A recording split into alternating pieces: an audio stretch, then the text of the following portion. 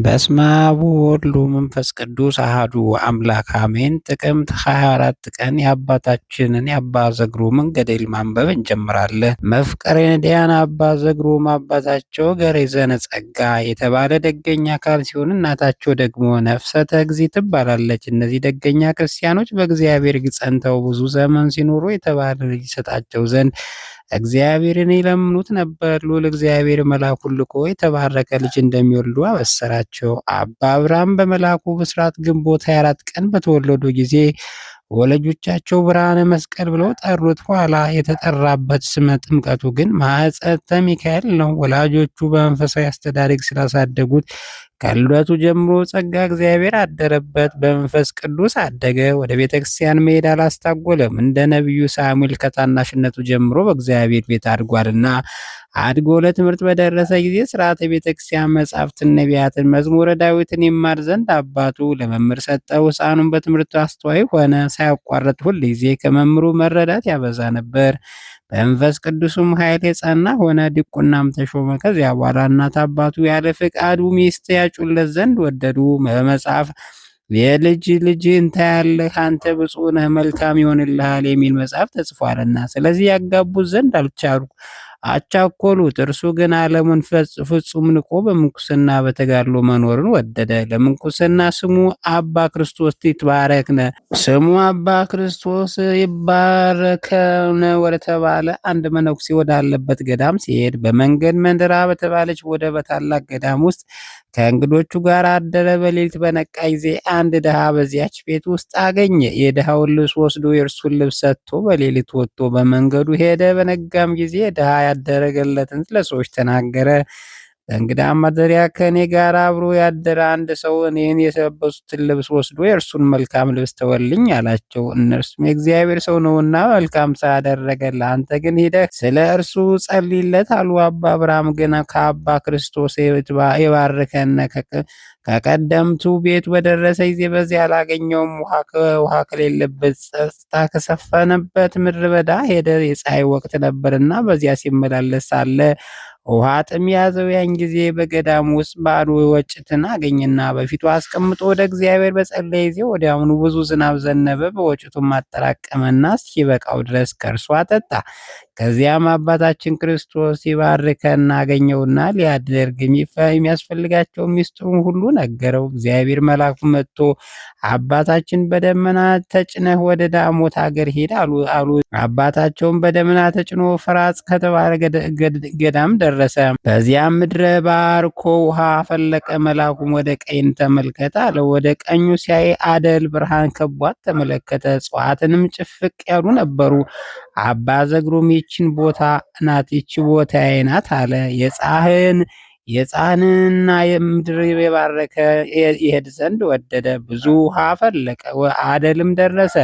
በዛ ውሃ ፈለቀ። አባታችን ዘግሩም በውስጧ ገባ፣ በዚያም ተቀመጠ። የገዳሙ አራዊት በዚያ ተደሰቱ። ሙሴ ጽላት እንደተቀበለ ሁሉ ጥቅምት 24 ቀን የእግዚአብሔር መልአክ ከሰማይ መጥቶ የብርሃን መስቀልና የመድኃኔዓለም ታቦት ሰጠው። ዳግመኛም የእግዚአብሔር መልአክ የታዘዘ ኅብስትና የተቀዳ ጽዋ ለመስዋዕትነት የሚሆነውን ሁሉ ሰጠው። አባታችን ከካህናት ጋር በዚያች ቤተ ክርስቲያን ቅዱስ ሥጋውን ደሙን ሰጣቸው። በቤተ ክርስቲያን አጠገብ አንዲት የዋንዛ ዛፍ ነበረች።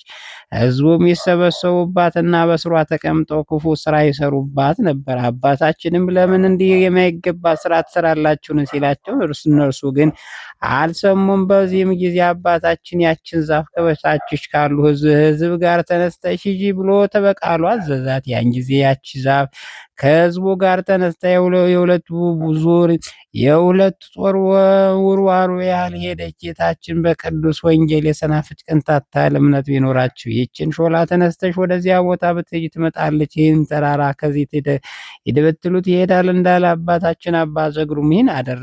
አባታችን ይባርኩ እንጂ እነሱም ዘንድ 44 ቅዱሳን በደመና ተጭነው አባታችን ካለበት ቦታ ወደ አደል መጡ። ሶምሶም ከአህያ መንጋጋ ሙሴ ካለት ውሃ እንዳፈለቁ ሁሉ ለሚያስፈልጋቸው ነገር ሁሉ ይጠቀሙበት ዘንድ አባታችን በጸሎታን ጊዜ 44 የውሃ ምንጮችን አፈልቆ ሰጣቸው። እነርሱም ይህን አይተው አደነቁ። ስምህ ዘግሩም ይሁን አሉት። ስለዚህም አባታችን አባ ዘግሩም ተባለ። ምንጮቹ ድውያንና ሕሙማን የሚፈውሱ ሆኑ። ዳግመኛ አባታችን የሚገለገልበት አንድ አህያ ነበረው። የሚጭነው ሰው ሳይከተለው ለ2 ቀናት ሄዶ ወደ ጫነው ሰው ቤት ይመለስ ነበር። የሀገሩ ሰዎችም ይህን አይተው ያላቸውን ሁሉ ይጭኑትና ብቻውን ሂዶ ወደ አባታችን ይመለስ ነበር። የአቡነ አብ ብርሃነ መስቀል ታምራቱና ዜናው በተሰማ ጊዜ ከንጉሥ ባለሟሎች አንዱ መጣ። ሌላም በቤቱ አጠገብ የሚኖር አንድ ሰው መጣና ጨው ጭኜ ወደ ገበያ ወስድበት ዘንድ አህያን ስጠኝ ብሎ ለመነው። የተቸገሩትን ለመርዳት የሚልከው አንድ አህያ ነበረውና አባ አብርሃም የጨው መጠን ምን ያህል ነውና አለው። ያ ሰውም በሰቅል 60 ይሆናል አለው። አባታችን አብርሃም ውሰደው፣ ከተናገርኸው በላይ ግን አትጫነው አለው። ሰውየውም አህያውን ወስዶ አባታችን እንዳለው ጫነው። ለአባታችን ያልነገረውን በቤቱ የተረፈውን ግን ያ ሰውና ወንድሙ ተሸከሙት። እነርሱም ተካፍለው ተሸክመውት መንገዳቸውን እየሄዱ ሳለ ከሀገሩ ብዙ በራቁ ጊዜ ወንድሙና አህያውን ጫነው፣ እንደፈቀደው እንሂድ የሚያየን የለምና አለው። በዚያም ምክራቸው መሰረት ተሸክሞ የነበረውን በአህያው ላይ ጫኑት። ነገር ግን አህያው መንቀሳቀስ ፈጽሞ እምቢ አለ። ወደ ቀኝም ወደ ግራም አላለም። ሲገፉትና ሲደበድቡት ብዙ ደከሙ። እንዲህ እያደረጉ ሳሉ አንድ አገልጋይ የንጉሥ መልእክት ይዞ መጣ።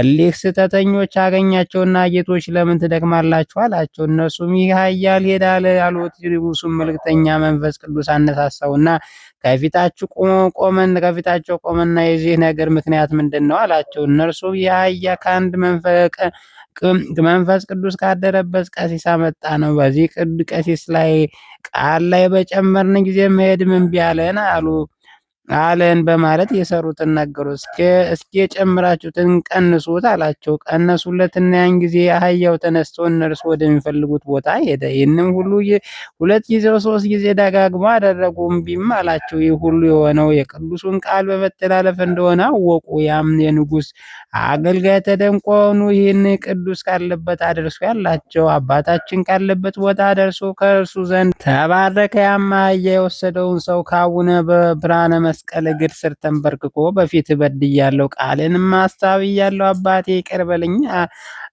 አህያውም መሄድ እምቢ አለኝ። የጨመርክበትን አሸክም በቀነስክለት ጊዜ ግን ይሄዳል አለው። ዳግመኛ እኔ ግን እንደኔ አይነት ሰው ሆነህ መስሎኝ ቃልን አፈረስኩ፣ አንተ ግን በፍቅር ገመድ ሳብከኝ አለው። አባታችን ብርሃነ መስቀልም ለምን ሐሰት ተናገር? መጽሐፍ ሐሰት የኃጢአት መጀመሪያ ናትና ሐሰተኞችም እግዚአብሔርን መንግሥት አይወርሱምና ይል የለምን በማለት ከመከረው በኋላ በሰላም ወደ ቤቱ እንዲሄድ ነገረው። ያ ሰውን ከአቡነ ብርሃነ መስቀል ዘንድ ወጥቶ መንገዱን ሄደ።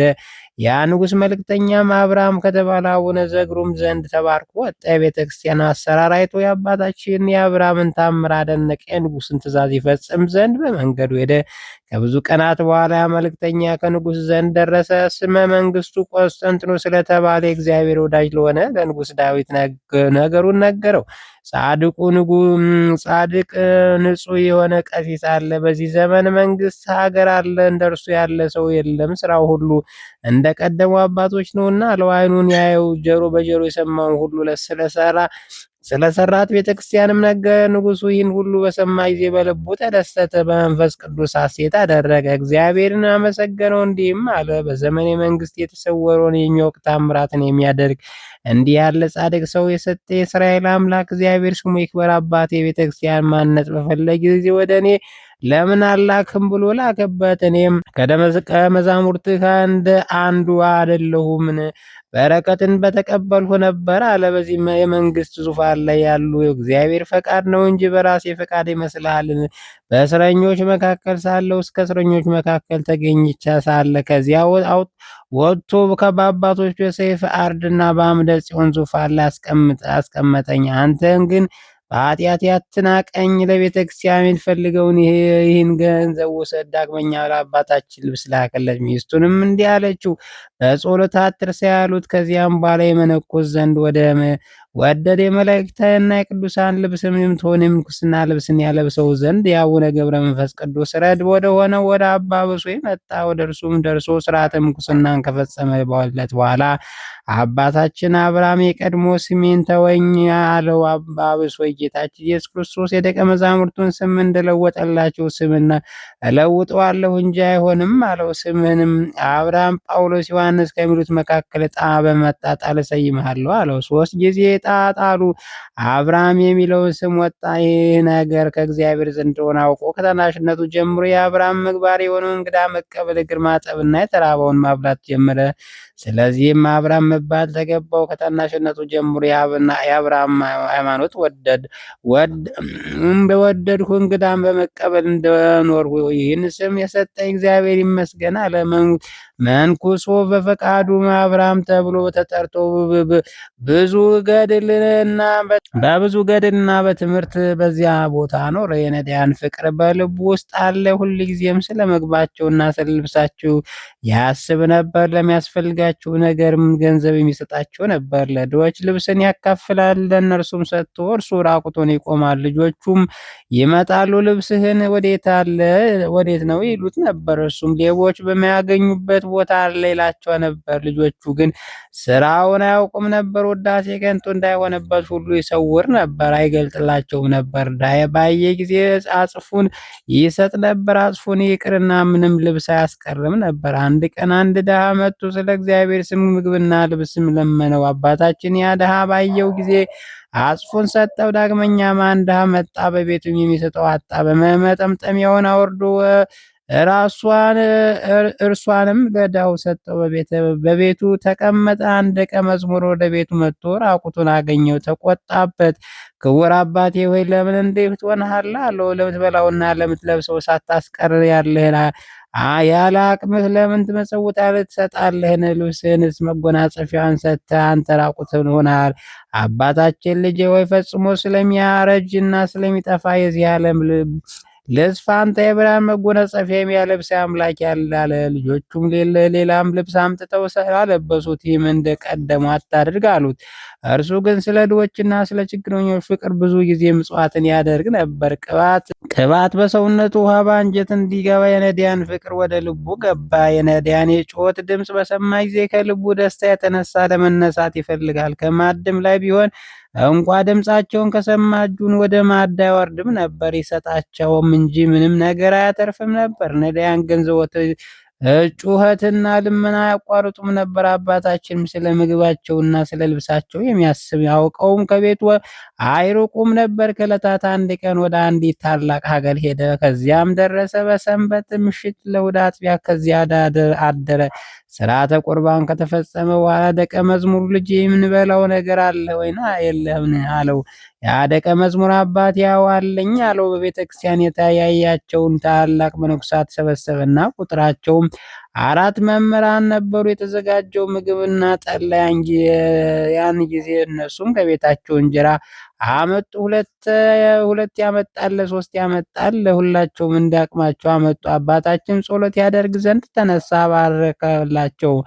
ደቀ መዝሙሩም ጠላውን አምጣው አለው። 2 መነኮሳት እንስራውን አመጡለት። ከመካከላቸውም አንዱ ጠጣ፣ አለቀ። ቀምሶ ለአባታችን ሰጠው።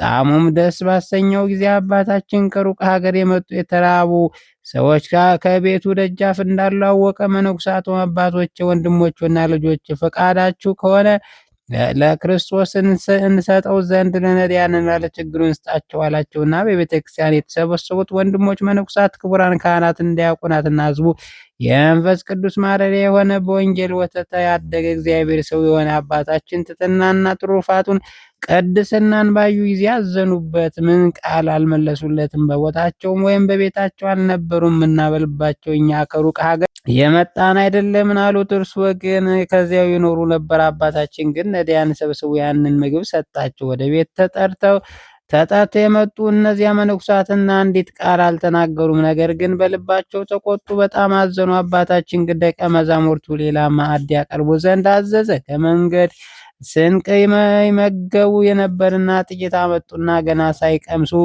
ከሕዝብ አንዱ አባቴ ወይ ጸልይልኝ ይህንን ጥቂት በረከት ተቀበል ብሎ ብዙ ጠላ ላከ። ከእነዚህ መነኩሳት ግን ይህን ባዩ ጊዜ ፈጽሞ ተደነቁ፣ ፈጽሞም ፈሩ፣ ተንቀጠቀጡም። አባታችን ተነስቶ ለክርስቶስ ሰጡት፣ ለተራቡትም አስቀደሙ። ለድሆች የሚሰጥ ለእግዚአብሔር ያበድራል የሚል ተጽፏልና አላቸው። እነዚያ መነኩሳት አባታችን መምህራችን ሆይ ይቅር በለን፣ አንተ ብዙ ሐዘን ታውቃለህና እኛ ስለ ሆዳችን ስለ ልብሳችን አዘን፣ አንተ ግን እንደ ጌታ ክርስቶስ የድሆቹን ችግራቸውን ወዳጅ ነህና አሉት። አላወቅንምና አባታችን ይቅር በለን፣ አንተ ፈቃደ እግዚአብሔር ትፈጽማለህና እርሱም ልመናን ይሰማልና አሉት። እንዲሰጥ አላወቅንም፣ ነገር ግን ጎተራህን ሁሉ እንደሚሞላልህ ሰምተን ነበር፣ የተዘጋጀ ምግብን እንዳወረደልህ ሰምተን ረሳን። አሁንም አባታችን ይቅር በለን፣ አንተ ላይ ተቆጥተን ነበር፣ እግዚአብሔር ከአንተ ጋር እንደሆነ አላወቅንም። አንተ አስቀድመህ ለተራቦት ሰጠ፣ ቀጥሎም ለአምላክ በረከት ለእኛ ለመብላት ለተዘጋጀ ሰጠን አሉት። አባታችን ዘግሩም ወንድሞቹ ልጆች ይህን የማደርገው ለሰው ልታይ ብዬ አይደለም፣ ለትምክትም አይደለም፣ እግዚአብሔር የሰጠኝ ሀብት ነው እንጂ አላቸው። እኔ እሰጣለሁ፣ እርሱም የሚያስፈልገኝ ነገር አላሳጣኝም አላቸው። እነርሱም ከእርሱ ተባረኩ። ከዚያ በኋላ ታላቅ ታምራትን ድንቅ ነገር የሚያደርግ እግዚአብሔር ገናናነት ተነጋገሩ። ከዕለታት አንድ ቀንም አባ ዘግሩም ቆሞ ሳለ ጌታ ኢየሱስ ክርስቶስ ወደ እርሱ መጣ። ቅድስት የሆነች ጎኑን በመወጋትና ቁስሎቹን ሁሉ አሳየው። በደሙ መፍሰስም ተደሰተ።